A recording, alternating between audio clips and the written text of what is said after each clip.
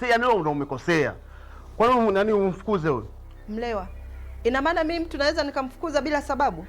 Ana makosa, mwenye makosa ni kaka. Utakuwa umfukuze yule bwana wako, sio huyu. Kwa yeye huyu ana makosa, si ndio?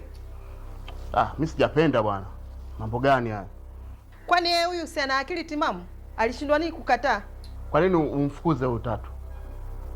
Wakati kabisa unajua mwenye makosa ni kaka. Katoka kwake kule kamfuata chumbani kwake. Au unaona Tatu ni mpole, hajui kuongea, hajui kufanyaje? Sikia shemeji. Naomba unipatie siku mbili tu. Mimi kuna hela zangu nasikilizia. Ikitiki tu mimi namchukua huyu naenda kuishi naye. Atakuwa kama mke wangu. Tutakuwa tunapika wenyewe, tuna enjoy. Tatu. Abela. Hebu chukua begi lako uingie ndani.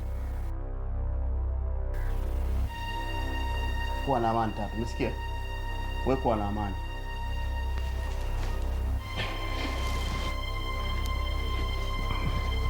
Bonge la mwanamke huyu nikimchukua nikumweka ndani. Tena alivyokuwa mweupe. Tali bonge la pisi ile. Matunzo tundoana. Hiyo namchukua na mpaka asali. Usiku anakuogesha. Bonge la toto. Mlewa. Kwa hiyo ndio umeamua kunifanyia hivyo? Basi unajua mimi nakupenda Mlewa. Kwa nini unanifanyia makusudi? Usinifanyie hivyo bwana. Mlewa.